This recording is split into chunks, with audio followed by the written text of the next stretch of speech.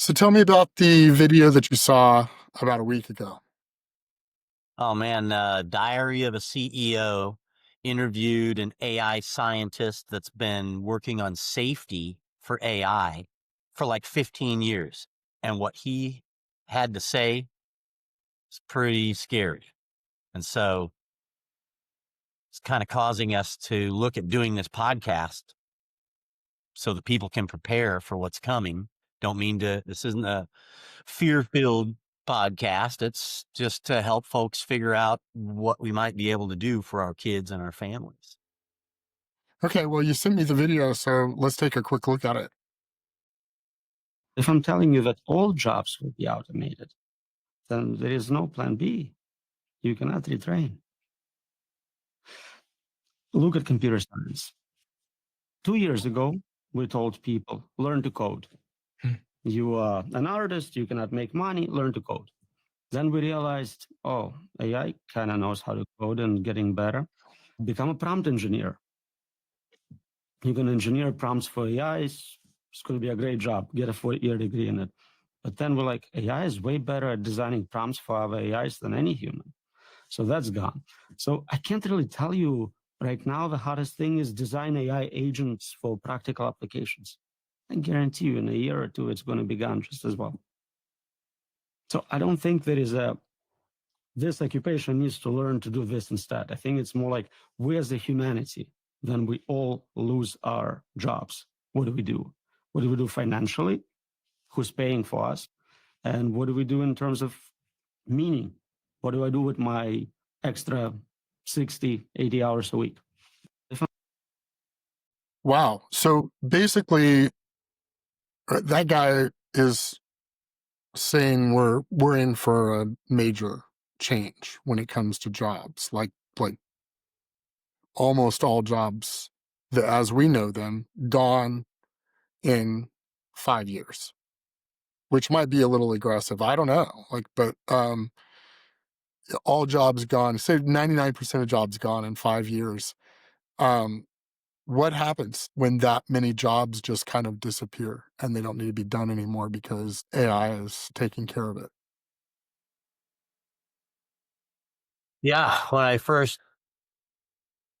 saw the video, I envisioned the streets are full of people, the parks are full, and nobody's having to work was the vision I had.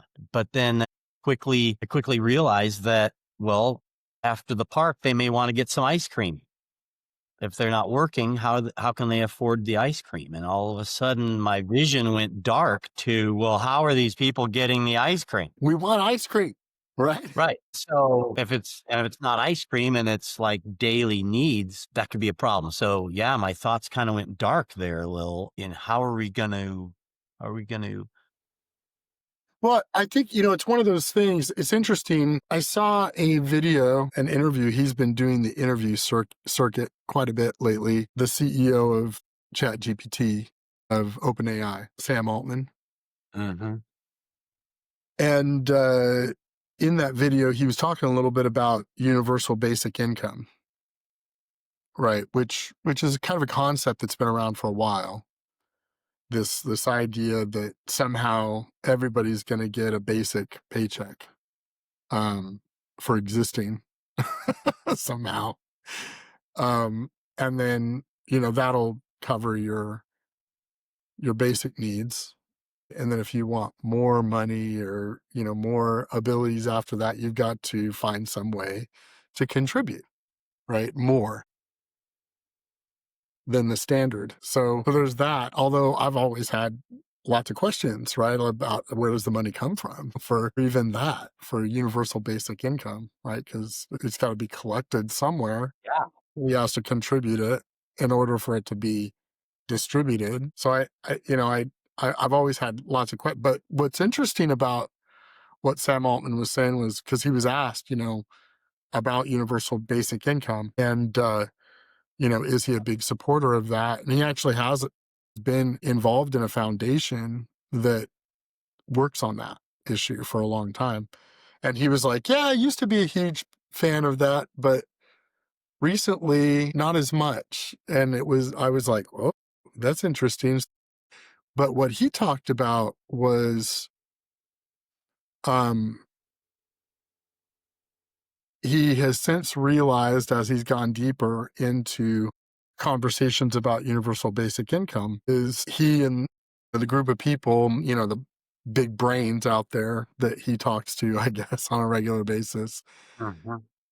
have been discussing the importance of work, not from an income-based perspective, but from a worth-based perspective for the human psyche.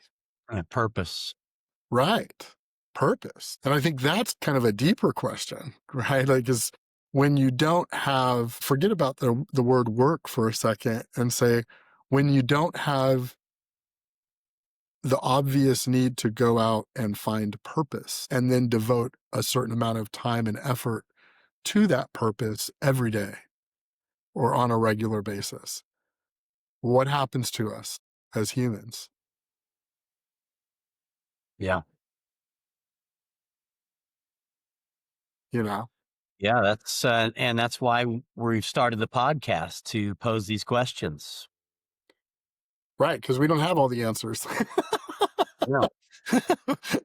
Right. I mean, we have Right. ideas of what the issues are, right? And but I think what I've seen in podcasts recently, especially long form podcasts, is everybody's got a shtick, right? They've got a particular theme, or they don't. Like, I think Rogan is a good example of sort of the theme of Rogan's show is he represents the normal guy, and he Right. just gets interesting people on the show and asks them a bunch of questions and sometimes pushes back on them, right? Mhm. But he does it from from the point of view of a normal person, right? Not a brainiac, you know, not an expert. And that's kind of his shtick, right? And then you've got podcasts like you'd mentioned, Diary of a CEO, which is what this video came from. And you know, his sort of shtick is the Diary of a CEO. He's a CEO of a company, and his shtick is trying to learn as much as he can about a lot of different things to help him with his life and with his business, right? Right. Which is cool, but he gets a lot of different things going on. So he got you know, one of the things that we haven't talked about yet is that that snippet of that video on Diary of CEO from that guy was just a short piece. That was like less than 5 minutes that they covered the jobs thing in like an hour and a half long podcast.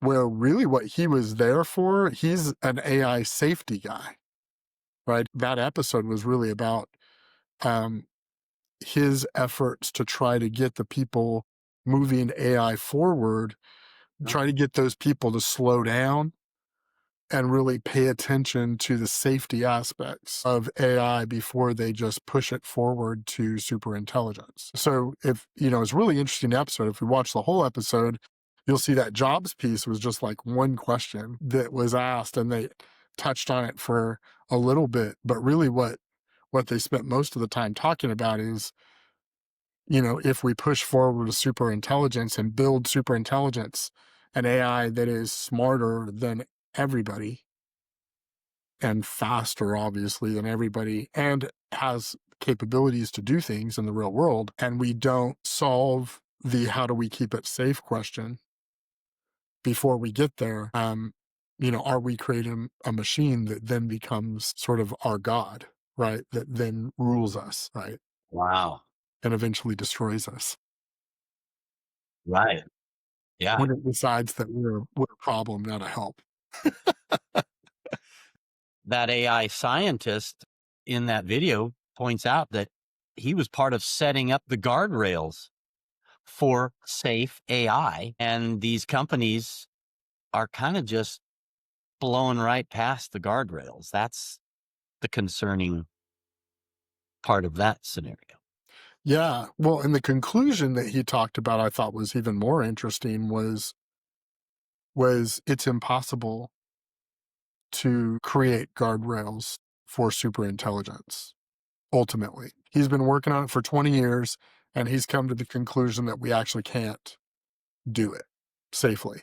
So what he would like to see us back off of building super intelligent AI, and instead focus on what he calls narrow scope or narrow intelligence AI, that where we create different AIs for particular purposes, but by keeping it narrow, keeping the intelligence, its expertise narrow, we can maintain control over the AI, which I think is a really interesting But the concept. AI isn't the AI race just so fierce that they're trying to get to the singularity, who's going to get there first. And so, Right. Yeah, and they kind of compare it to nuclear proliferation, right? Where it's like, we've got to do it first, because if we don't do it, somebody else will, and then they'll wield the power to destroy us, right? So it's like, if our better angels in the US keep us from developing this because we just don't think it's good for humanity, China will do it. Mhm. And then China will have it. I mean, and it'll get out anyway, right? So we might as well do it. But the problem with that is nobody knows how to control it and make it safe. So they're building it. They're building towards the super intelligence and saying we'll solve the safety issue later. But you know, this guy's contention is well, it'll be too late. Once you get to super intelligence, it's too late, right? Then it wins, right? Like it does what it, and we hope, that it will decide that we're worthwhile keeping around, Yeah. right? But that's a hope, right? Yeah. So very interesting conversation. Definitely recommend people take a look at it, and spend time doing that. But I think, the thing that we can kind of approach, you know, diving into with a series of podcasts is, how do we prepare for all the possible eventualities of this technology, right? Because it could be really, really good. There's a percentage chance that it could be very, very good for humanity. There's a percentage chance it could destroy us all. And there's a lot of chances in the middle where it's like every other technology, where it's good in some ways and bad in others, right? And so the question becomes, I think, when we look at, I think there's a very high percentage chance that no matter what the scale from good to bad outcome is, I think there's a very high percentage chance that many, many, many jobs will be taken by, Mhm. and that's something we can bring experts, bring different people from different verticals, from different walks of life on to have a discussion about how do we prepare and future proof our families for any of these potential outcomes. Right. Homesteading guests, possibly. Yeah, Yeah. that might be interesting, right? I mean, there's a big trend right Uh-huh. now in clean food, making your own food. When I say making your own food, I'm not talking about going, and cracking scrambled eggs on your Yeah. oven and making your own food. I'm talking about growing it, and Yeah. meat and vegetables and fruits and clean living. All of those things have become interesting, though small, trends in the last few years. As a department leader for many years, for me, where I had, was responsible for 40 some odd people directly and many more than that in a past life organizationally, I've always been really interested and hyper concerned about our people in the right seats on the bus, right? Like what I've found over the years is that when people aren't performing very well at work, more often than not, they're just not in the right seat on the bus, right? They're not in the right Mhm. position. And it's not that the person's a bad person. it's that their strengths and their skills are not being utilized very well in that role that they're in. And they thought they wanted to be in that role, but when they got into the role, we find that the role is not really very suited for them. And so I was always really interested in, rather than firing people, is really trying to get to the heart of who are they? What are their skills? What are their strengths? What do they love? What are they passionate about? How do we get them in a role where they can maximize the amount of work that they do in their strengths? And so when I think about that and how important that has been in my past as I've led groups of people, it also scares me to think that we might be heading back for a society where everybody has to grow their food, because I don't see that as a strength of mine. Right. Like, I don't personally want to be hoeing the fields, plowing the fields every day. It doesn't sound like fun to me. Yeah. But so I It might be your new purpose. maybe, but there's dissonance there. There's cognitive dissonance there for me. Oh. I'm just like, and I know there's going to be a lot of other people. That's going to be that is definitely a path, right? Is to divorce yourself from as much technology as possible and go out in the boondocks and live a natural life, right? Uh, is that for everyone? Yeah, probably Mm. not. But I think too that there's an element of this sort of culturally and historically. There's an element of the pendulum swinging, right? Like, if you've ever really thought about how we go through cycles in culture, we go through cycles where the pendulum swings and it gets too far to one side, and there has to be sort of a correction. And then in the correction, we get to a nice sweet spot, but that pendulum, the gravity takes that pendulum too far the other way. And then we need a correction back to them. And we kind of go through these sort of cycles, for lack of a better term. Uh, It does feel like we're on the edge of a pendulum cycle, right? That we've kind of gone too far to a particular way of technologizing our world, mhm. right? When we get to the point where this AI is sort of Right. taking over our lives. Yeah.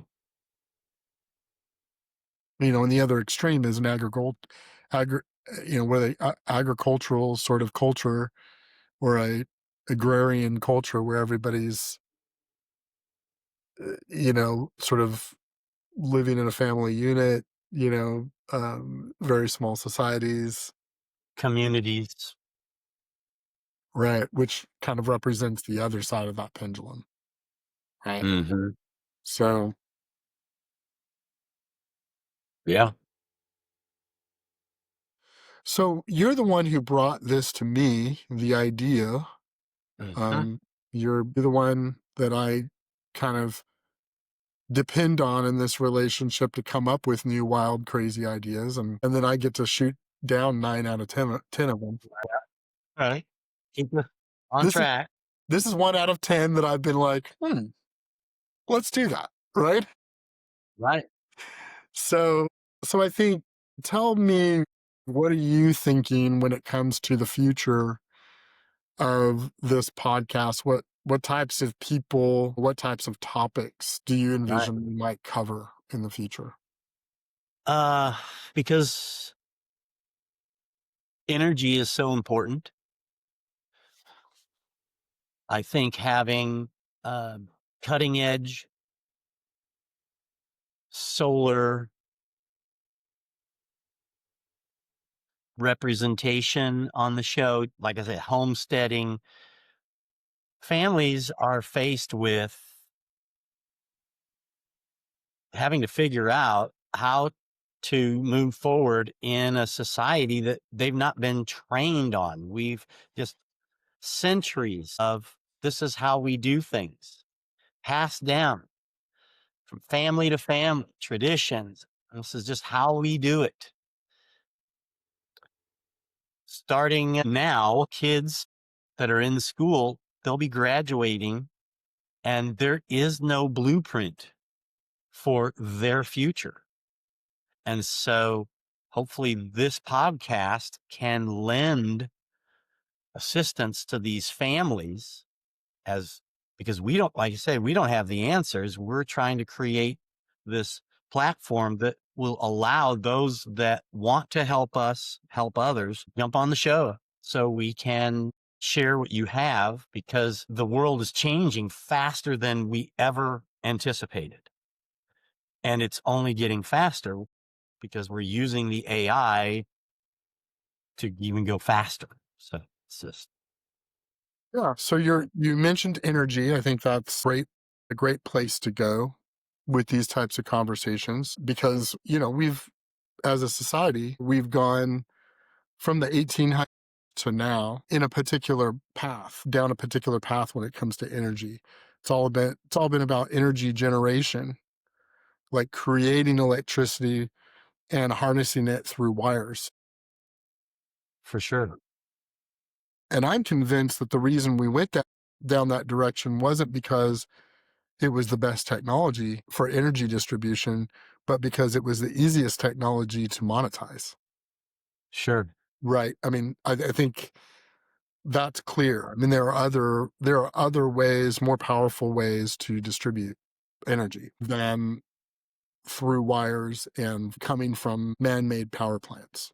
Because we know we've got energy running, electricity running all through the earth, electromagnetism running back and forth between the sun and the earth, running around the earth, in an orbit. We have storms that shoot very powerful lightning bolts up and down, from the earth up to the sky, and from the sky down to the earth.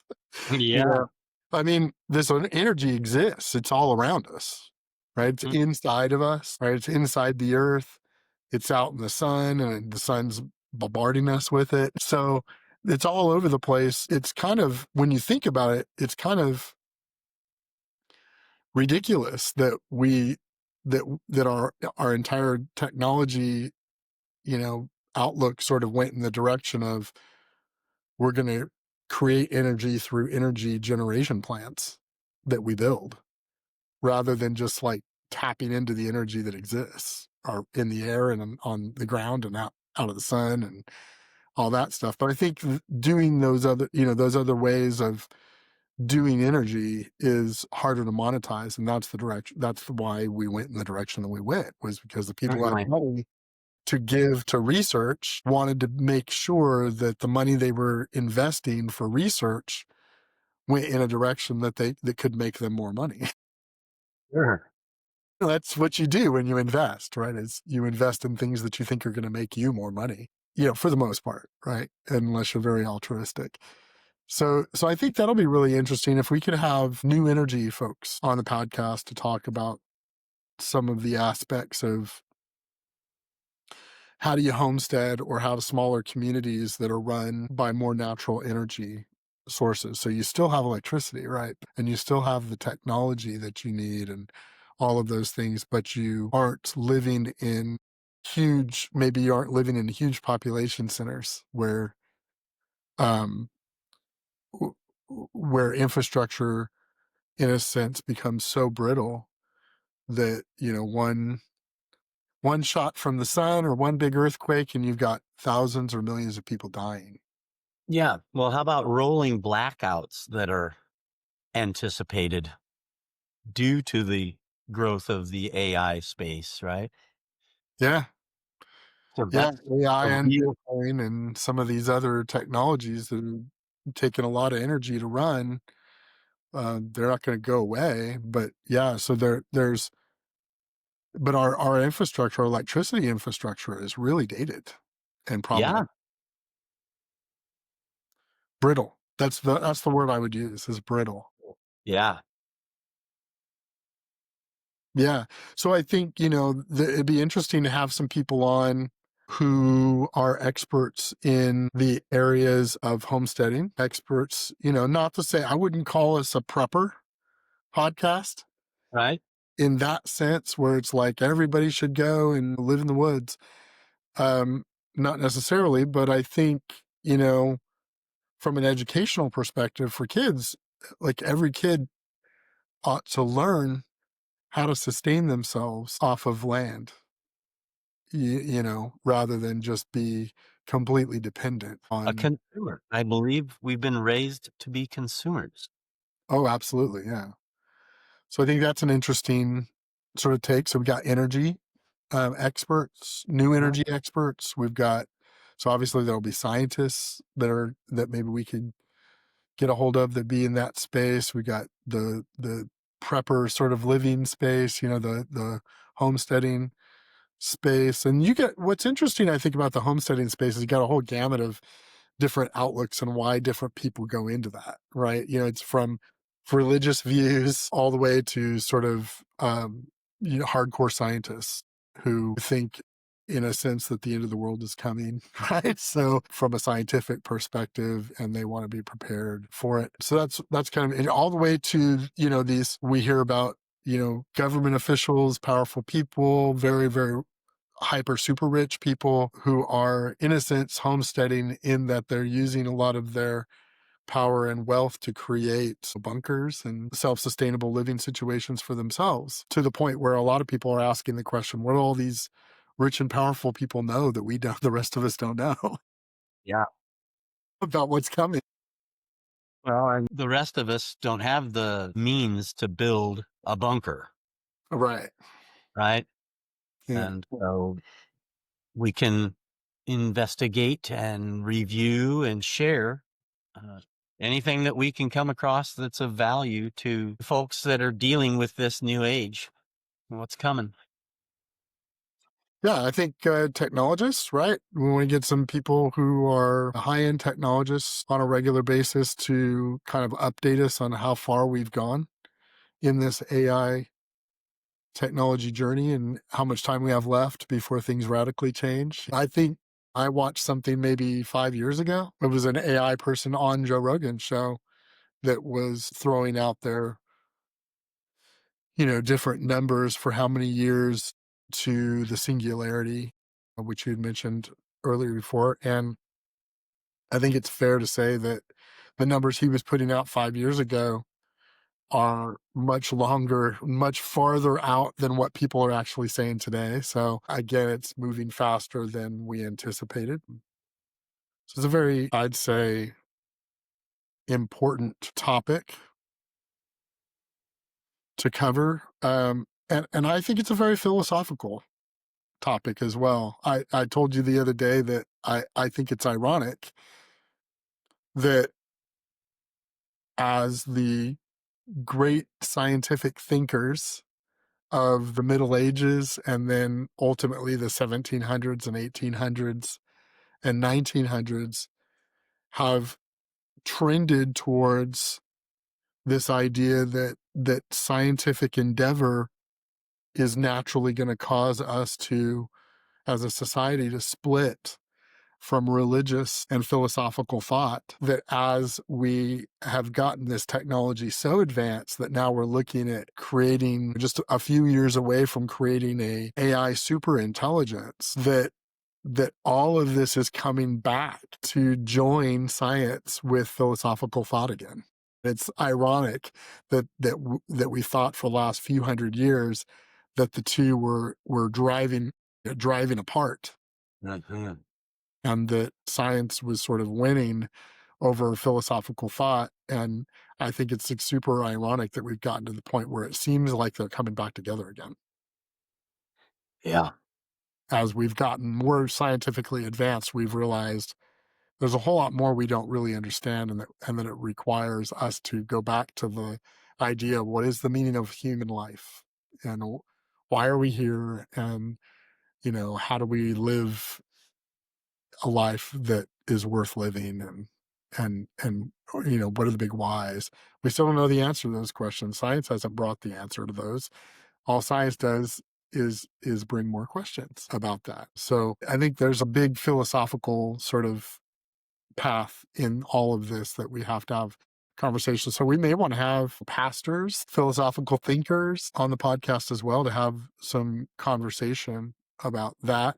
We may want to have psychologists, Absolutely. talk about the impact on, what they're seeing with their patients in general, and the trend toward, I think anybody who's watching the news has got to admit that there is more mental health problems today than there were 20 years ago in our world, and that seems to be an accelerating trend. You could talk about politics all day long, left, right, all that kind of stuff, but the reality is somebody who goes, for whatever reason in their mind and kills a bunch of kids at a school has mental health problems. Yeah. I mean, that's just not just wrong, it's psycho, right? Yeah. And that is continuing to become a bigger and bigger problem, not just shooting up people, but just people hurting each other, killing each other on a small and a large scale. I think it'd be a great idea to have a psychologist on to help us work through some of this, give us thought. Wouldn't it be awesome if we could have somebody like Jordan Peterson? Yeah. That's No, that dreaming. That's dreaming big. He draws huge crowds. And yeah. Well, I would imagine he has something to say around this topic. And so I'm looking forward to the influencers out there that want to help us get the word out and just share solid information. And again, we don't have all the answers. We're just creating the platform so that we can bring on experts in each of these areas. Well, excuse me, we'll go down this path together. absolutely, we will. And so the name of the podcast is going to be Future Future, Proof. future proof. Future Proof Life Without Work. What does it mean? And what does that look like for us and our families? What is the new work? Who are we as a human species in that environment? And why do we exist? It's a big topic, but it'll be called Future Proof. And I'm Tim Goree. I'm Curtis Willard. And we're going to be looking for people to come on Future Proof. And I think, we're going to start out with doing episodes probably once every couple of weeks.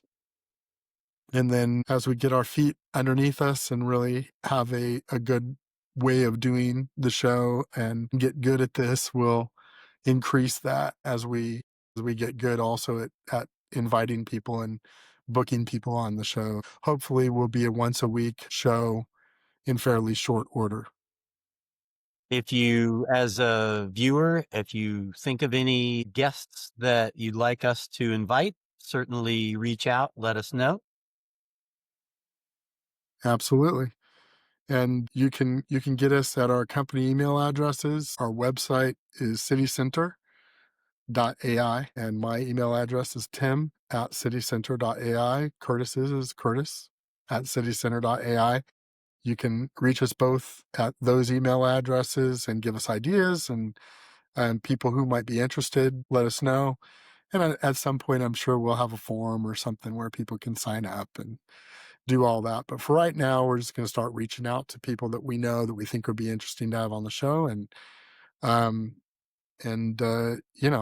we'll see how this goes. But you'll find on YouTube for now. It'll be a YouTube channel. And the call sign for that YouTube channel will be at Future Proof Preparation. So at Future Proof Preparation. And I guess that's it for now, right? That's it. I think we had a great first episode, and we look forward to bringing more to you. Yep. Thanks for watching and listening.